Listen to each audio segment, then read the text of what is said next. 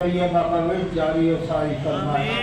کتاب ہے حدیث الواضح، صفحہ ہے 352۔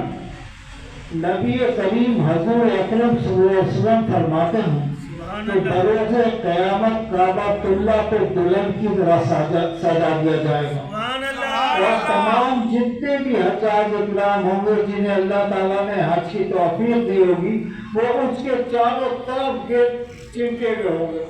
اللہ تعالیٰ اسے حکم دے گا کہ جنت میں چلے جاؤ۔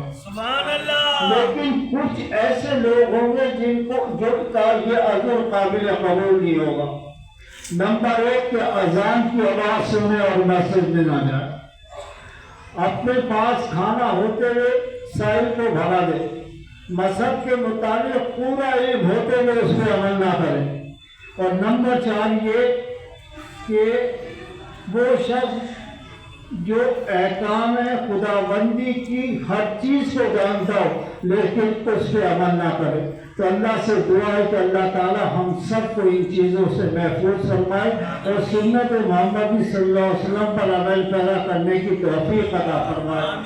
جنگ خندق تھی تو ایک 90 سال کا بوڑھا سامنے آگے کھڑا ہو گیا کہ مسلمانوں اٹھو، تم میں کوئی طاقت ہے تو میرے سامنے آؤ۔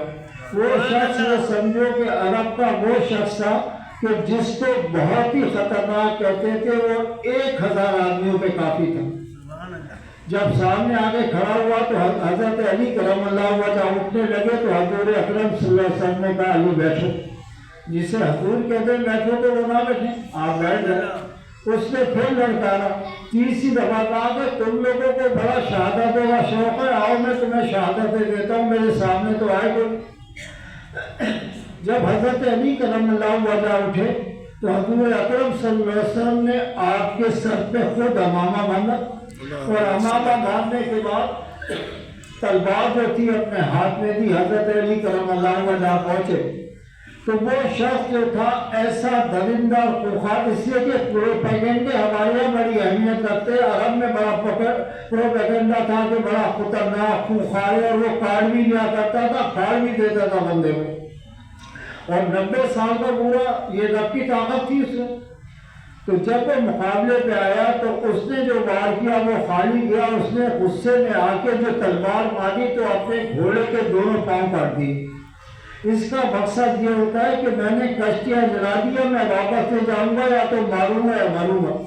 حضرت علی کرم اللہ وجہ نے اللہ اکبر کا ایک نعرہ لگایا، اس نے جو وار کیا وہ آپ کے ہلکا سا امامے کو چھوٹا ہوا گزر گیا، لیکن حضرت علی کرم اللہ وجہ نے جب وار کیا تو اس کے 2 ٹکڑے ہو گئے۔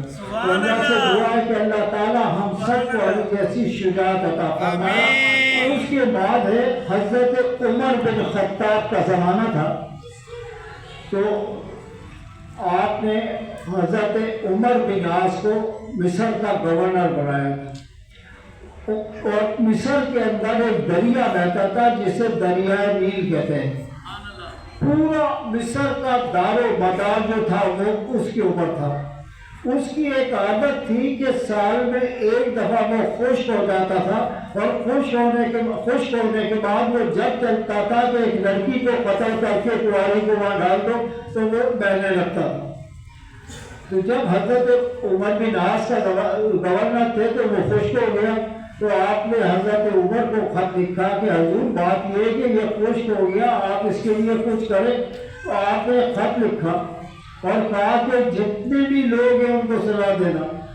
جب وہ خط لکھا اور اس میں انہوں نے کہا کہ پڑھ کے بھی سنانا، تو انہوں نے یہ لکھا کہ تمہیں حکم ہے، عمر یہ حکم دیتا ہے کہ اگر تو اللہ کی طرف سے رکتا ہے تو میں تجھے کچھ نہیں کہوں گا، اگر تو اپنے طور پہ رکتا ہے تو یہ یاد ہے کہ میں رسول اللہ کا غلام ہوں، میں تجھے حکم دیتا ہوں کہ دوبارہ چل جا، نہیں تو یہ کہ تیرے ساتھ بہت برا ہوگا۔ انہوں نے حضرت عمر بن عاص نے پڑھ کے وہ خط دریا میں ڈالا، دریا جو تھا بہنا شروع ہو گیا۔ اور بعض کتابوں میں یہ لکھا ہے کہ آپ نے لکھا تھا کہ میں تجھے اگر نہیں بہا تو پتھروں سے اٹوا دوں گا۔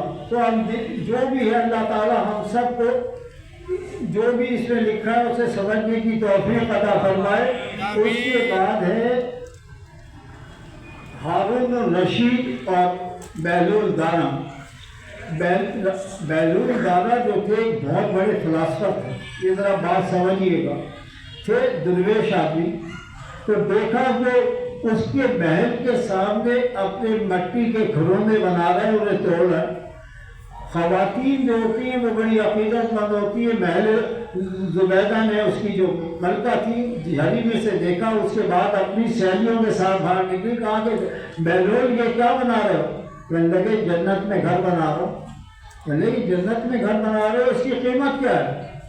کہنے لگے بھائی یہ اپنی جو کنٹھا ہے اس وقت بہت مشہور جو ان کی وہ تھی مالا، یہ دے دے میں تیرا گھر جو جنت میں بنا دوں گا۔ اس نے مالا ان کو دے دی، عقیدت مند بہت تھی، انہوں نے اسی وقت اس کو توڑ دیا۔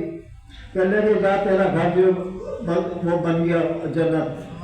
جب وہ گھر پہنچی تو اس نے رات کو ہارون رشید سے کہا کہ میں ایسے بزرگ کے پاس گئی تھی، ارے کہنے لگے یہ تو دیوانہ ہے، کملا ہے، تو کس چکر میں پڑ گئی؟ کبھی ایسے اللہ کسی نے جنت میں گھر بنایا؟ رات کو خواب میں دیکھ رہا ہے ہارون رشید کہ قیامت قائم ہو چکی ہے اور میں اوپر پہنچ چکا ہوں، تو دیکھتا ہوں کہ محل بنے میں ایک محل کے اوپر محل زبیدہ لکھا ہوا ہے۔ تو میں نے چاہا کہ اس میں داخل ہوں، تو اس کے جو اہلکار تھے جو وہاں کھڑے ہوئے تھے گارڈ یا سنتری، انہوں نے مجھے روک دیا، کہا بھائی یہ تیرا محل نہیں ہے، یہ محل زبیدہ۔ اس نے کہا میری بیوی، اس نے کہا ہم کچھ نہیں جانتے، یہ زبیدہ کا محل ہے۔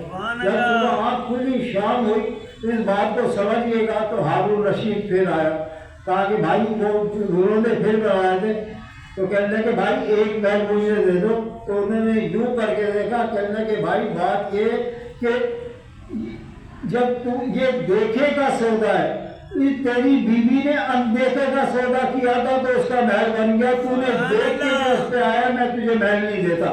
تو اللہ والوں کی یہ شان ہے۔ اللہ تعالیٰ ہم سب کو بزرگان دین کے ادب کی توفیق عطا فرمائے، وما توفیق الا باللہ۔